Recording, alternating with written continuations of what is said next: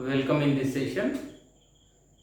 This is a special session and this is made for BSc Part 2 Honours and Subsidiary students for the preparation of their examination, because within next month they have their theory examination.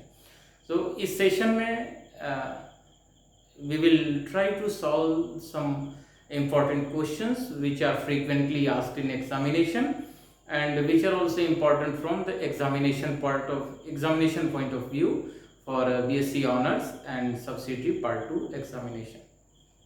So we will start several questions which were asked in previous year examinations.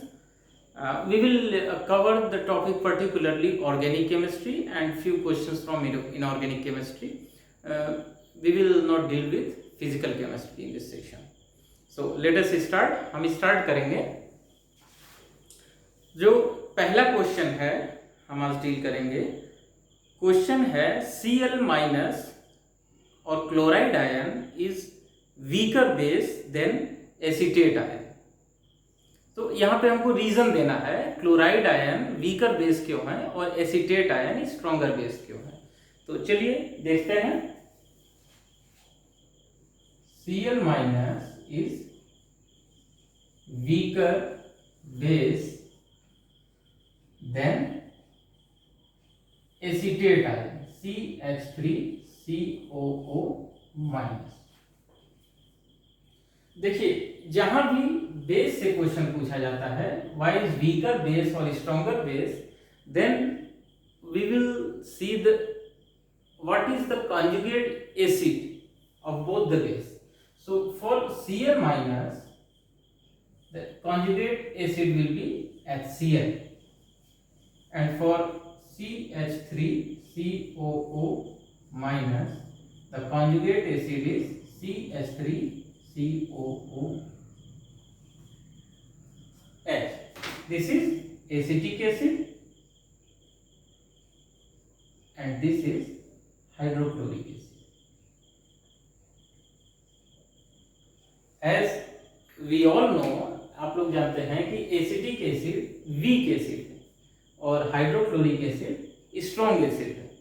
तो ये अगर weak acid है acetic acid, तो it means इसका जो conjugate base है वो more stable होगा, दैट इज मोर स्टेबल, और this base is more strong base.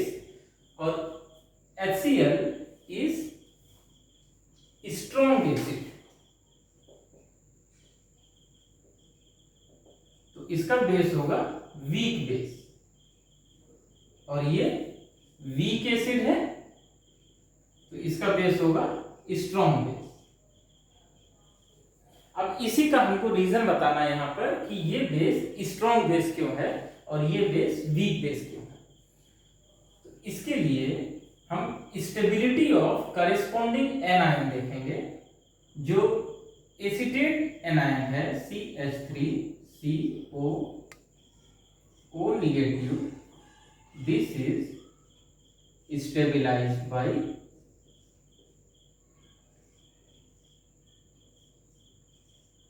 resonance. So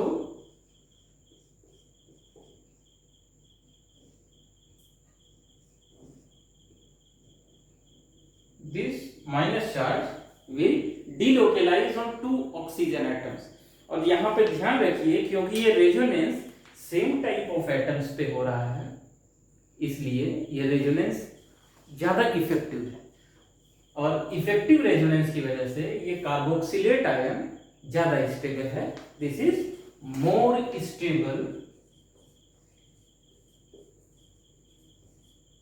due to resonance, and in Cl minus no resonating structures possible.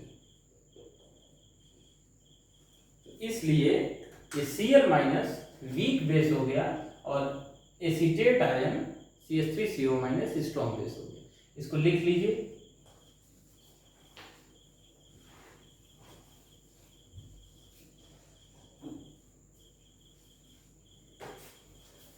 अगला question है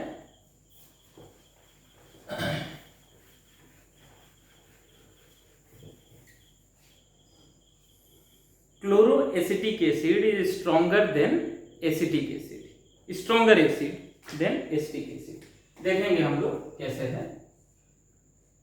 ये है एसिटिक एसिड और ये है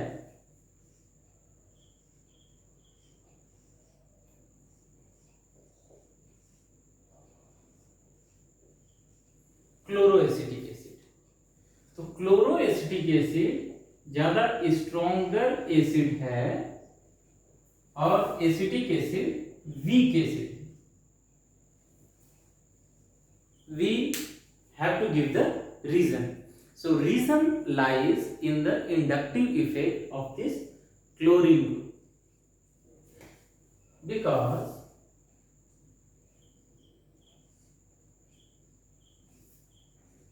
CH3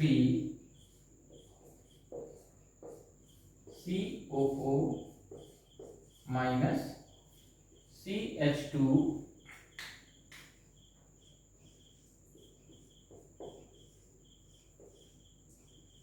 this is the corresponding carboxylate anion of this chloroacetic acid and this corresponding carboxylate anion of acetic acid. So due to presence of this electron withdrawing chlorine group and due to its inductive effect, this carbon will be more electronegative and there will be delta minus charge or negative charge on this carbon atom. So when this carbon, जब ये carbon ज्यादा electronegative हो जाएगा, it can accommodate minus charge more easily.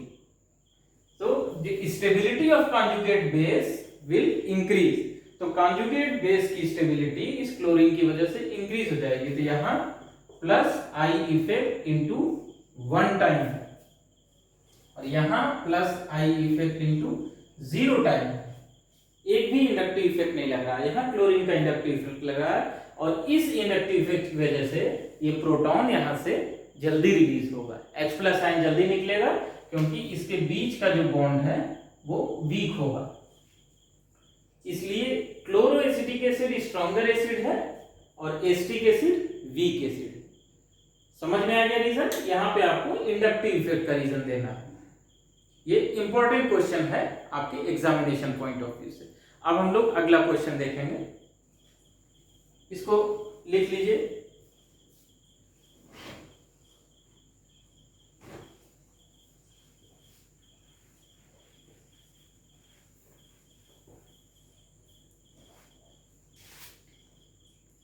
ट्राइएथाइल amine is weaker base than dimethyl amine. सबसे पहले amine क्या है? Amine functional groups are nitrogen and the other valencies are satisfied by hydrogen atom और alkyl groups.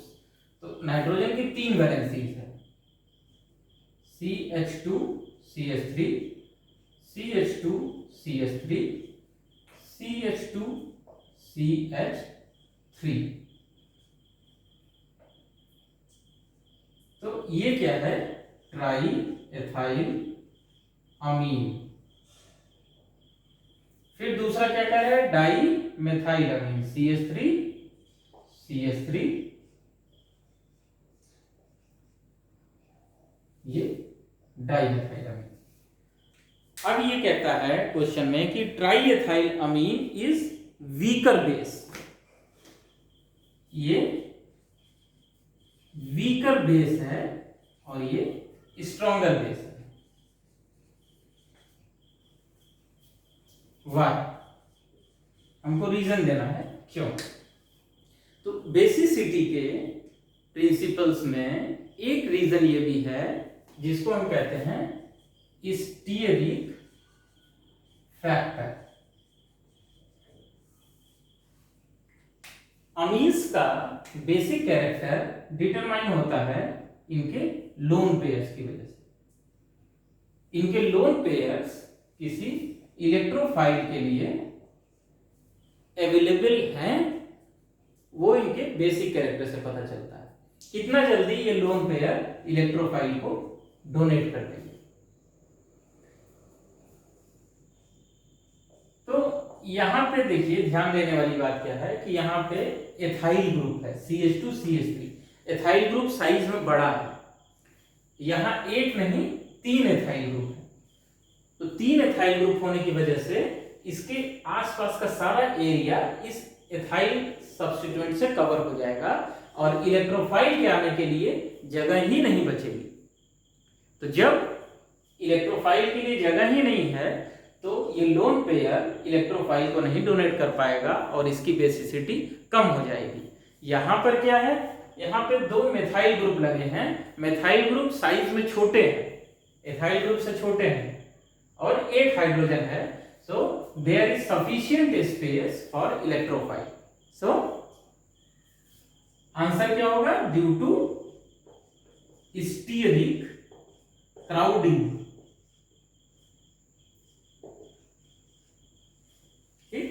The lone pair are not available for electrophile. So, due to steric crowding, triethylamine is weaker base.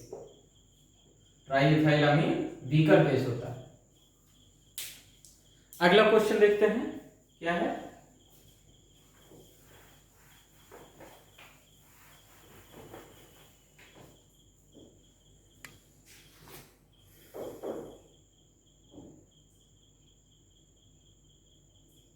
Give brief account of primary, secondary and tertiary amines and compare the basic strength of primary, secondary and tertiary amine.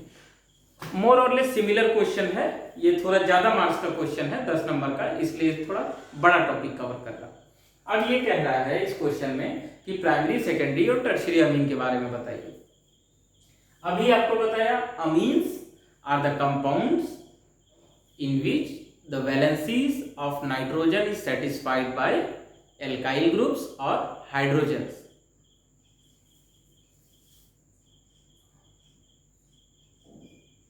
One of this is ammonia. ये क्या है, ammonia है।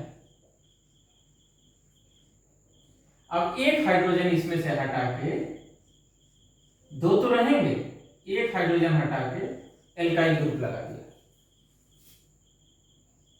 ये हो गई primary amine. अब 2 hydrogen हटा दीजिए, R और R, तो ये हो गया हो सेकेंडरी अमीन। 3 हाइड्रोजन हटा दीजिए, तो ये क्या हो गई टर्शियरी अमीन। आई बात समझ में।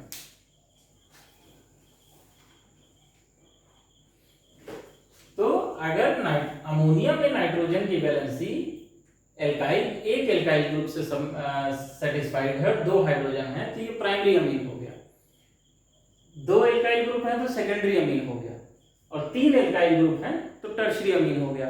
अब इसके एग्जाम्पल दे दीजिए। इसमें तो अमोनिया दिया ही है, प्राइमरी अमीन क्या हो गई, मेथाइल अमीन। सेकेंडरी अमीन क्या हो गई, डाइमेथाइल अमीन। टर्शियरी अमीन क्या हो गई, ट्राइएथाइल अमीन। यही पूछा था अभी पिछले क्वेश्चन में, ट्राइएथाइल अमीन, ट्राइमेथाइल अमीन नहीं, ट्राइएथाइल अमीन पूछा था, ये ट्राइमेथाइल अमीन है। ठीक, तो प्राइमरी अमीन मेथाइल अमीन हो गई,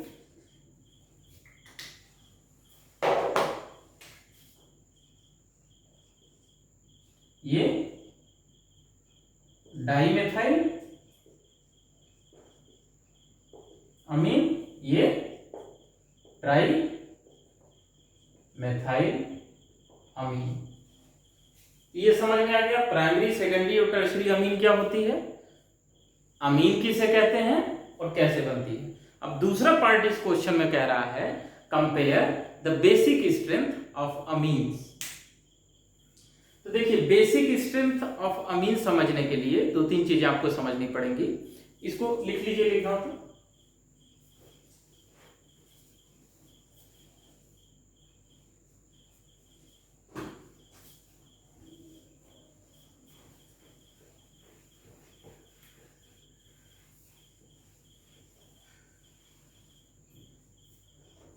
बेसिक नेचर ऑफ अमीन समझने के लिए हम पहले समझ लेते हैं कि अमीन का सॉल्वेशन का मतलब क्या है। कोई भी कंपाउंड का सॉल्वेशन का मतलब है, अगर हमारे पास कोई कंपाउंड है जैसे डाई मेथाइलअमीन CH3NH2 और हमने इसको किसी सॉल्वेंट में डाला। सॉल्वेंट मतलब ऐसा लिक्विड जिसमें ये डिसॉल्व हो जाए, जैसे वाटर, या ऑर्गेनिक सॉल्वेंट जैसे मिथेनॉल या इथेनॉल। तो जो ये अमीन है, ये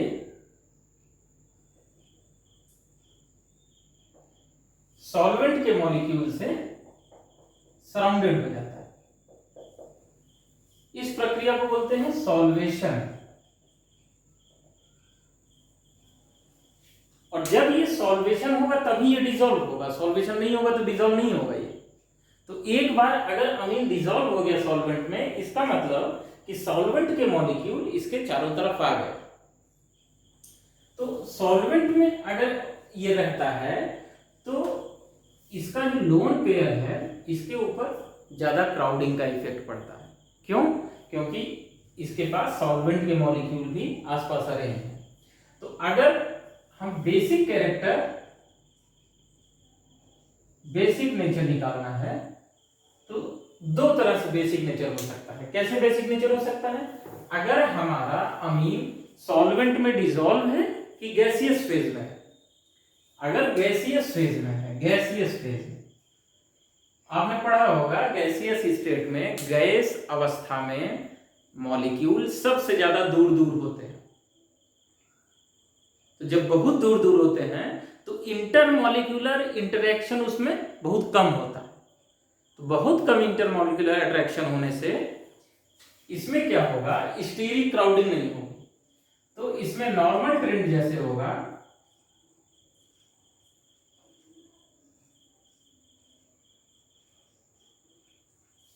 ट्राइमेथाइलअमीन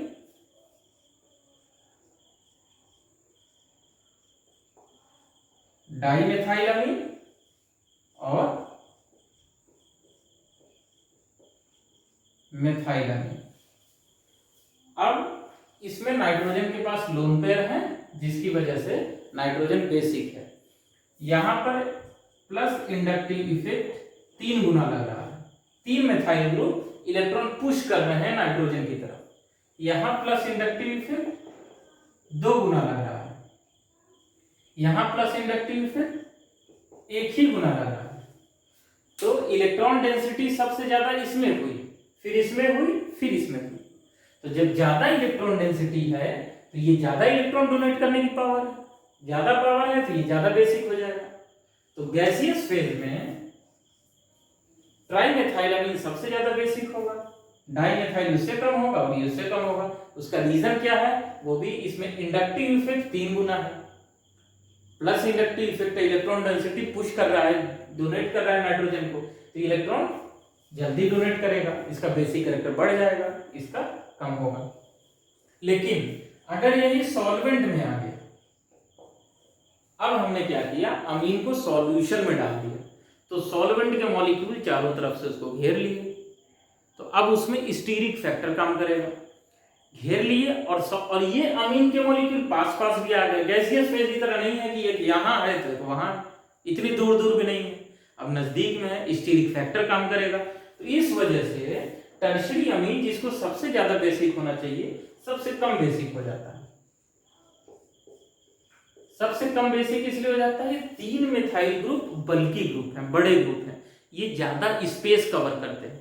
तो अगर इसके चारों ओर का स्पेस यही कवर कर लेंगे तो ये नाइट्रोजन का लोन पेयर डोनेट करने में इसको परेशानी होगी, दिक्कत होगी। इसलिए सॉल्वेंट में जब रहता है सॉल्यूशन फेज में तो ये सबसे कम हो जाएगा और डाई मेथाइल ज्यादा हो जाएगा, सबसे ज्यादा, फिर मेथाइल अमीन। तो ऑर्डर क्या हुआ, बदल गया, चेंज हो गया। इंडक्टिव इफेक्ट अभी भी 3 गुना है इसमें, लेकिन इंडक्टिव इफेक्ट के ऊपर स्टीयरिक फैक्टर डोमिनेट कर गया, स्टीयरिक क्राउडिंग डोमिनेट कर गई। फ्री होके हम लोग भी बहुत अच्छा काम करते हैं, बहुत ज्यादा भीड़ हो एक जगह, सब लोग घेर लें तो हमारा काम अच्छा नहीं होता।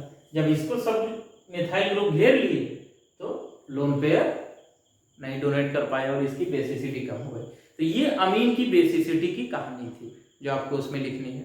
अब अगला क्वेश्चन देखते हैं।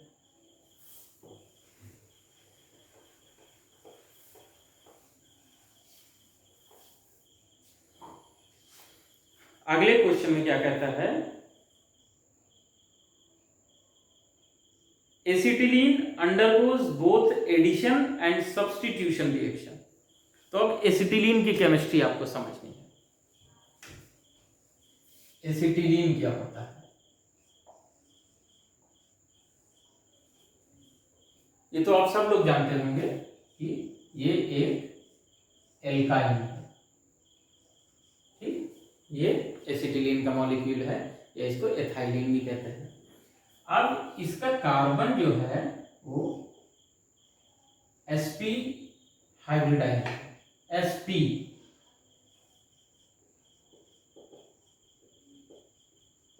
तो sp हाइब्रिडाइजेशन की वजह से क्या होता है, ये आपने पढ़ा भी होगा, ये प्रोटॉन एसिडिक प्रोटॉन हो जाता है।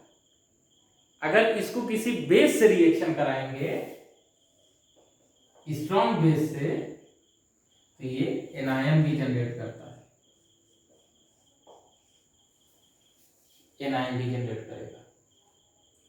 क्यों करेगा, क्योंकि sp हाइब्रिडाइजेशन के होने से s कैरेक्टर जो है वो बढ़ जाता है, इसमें 50% हो जाएगा।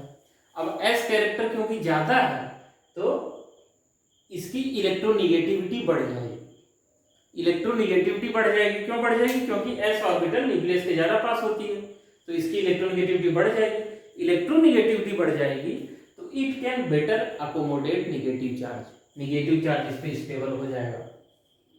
यही अगर negative charge double bonded carbon पे होगा तो नहीं बनेगा, सिंगल बॉन्डेड कार्बन पे होगा तो नहीं बनेगा जल्दी, उसके लिए अलग कंडीशन है। लेकिन ट्रिपल बॉन्ड कार्बन पे माइनस चार्ज स्टेबल हो जाएगा, और उसका कारण क्या है कि s कैरेक्टर इसमें 50% है। तो अब क्वेश्चन क्या पूछ रहा है कि एसिटिलीन एडिशन रिएक्शन भी देता है और सब्स्टिट्यूशन भी देता है, दोनों देता है, ऐसा क्यों, देखते हैं।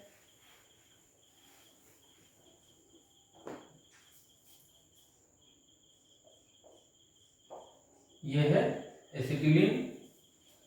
अब इस पे अगर हम 1 मोल ब्रोमीन डाल दें तो CHBr, तो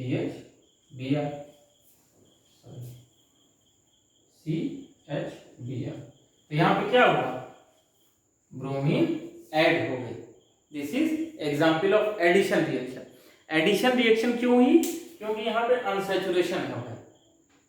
अनसैचुरेशन मतलब क्या समझते हैं, अनसैचुरेशन, एक बस में अगर 50 पैसेंजर बैठ सकते हैं, ठीक, और उसमें 40 ही पैसेंजर बैठे हैं, तो इसका मतलब बस भरी नहीं है, बस सैचुरेटेड नहीं है, बस इज अनसैचुरेटेड, उसमें 10 और बैठाए जा सकते हैं।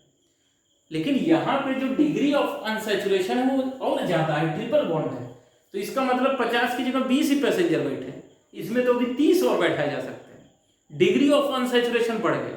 तो यहां भी एक ब्रोमीन ऐड हुआ, एक और ऐड हो सकता है, एक और ऐड हो सकता है, CHBr2। तो एडिशन रिएक्शन वहां पर हमें देखने को मिलती है जहां पर अनसैचुरेशन होता है, डबल या ट्रिपल बॉन्ड। तो क्योंकि इसमें डबल और ट्रिपल बॉन्ड प्रेजेंट है, अनसैचुरेशन है, इसलिए हमको एडिशन रिएक्शन देखने को मिलती है। तो ये एक तो रीजन हो गया कि एसिटिलीन एडिशन रिएक्शन क्यों देता है, due to presence of high degree of unsaturation. अब ये कह रहा है सब्स्टिट्यूशन रिएक्शन भी देता है, तो सब्स्टिट्यूशन क्यों देता है इसको देखिए। अब जैसे मान लीजिए हमारे पास एसिटिलीन,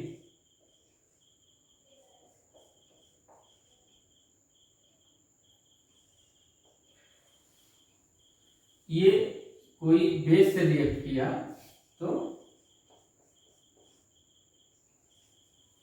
एनायन बनेगा, और कोई दूसरा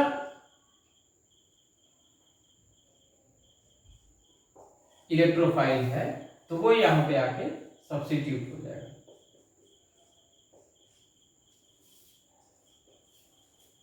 तो हाइड्रोजन को हटा के इलेक्ट्रोफाइल लग गया, नहीं लग गया, इस हाइड्रोजन की जगह इलेक्ट्रोफाइल लग गया, तो ये क्या हो गया, सब्स्टिट्यूशन रिएक्शन। और सब्स्टिट्यूशन रिएक्शन का कारण क्या है, ये कार्बन मोर इलेक्ट्रोनेगेटिव है ड्यू टू sp हाइब्रिडाइजेशन, तो इसलिए एसिटिलीन दोनों रिएक्शन देगा, सब्स्टिट्यूशन भी देगा, एडिशन भी देगा। ठीक, तो ये इस सेशन के लिए इतने क्वेश्चन थे। अब नेक्स्ट सेशन में हम अगले क्वेश्चंस के साथ आएंगे। तो इस सेशन के लिए इतना ही। Thank you, we will see in next session.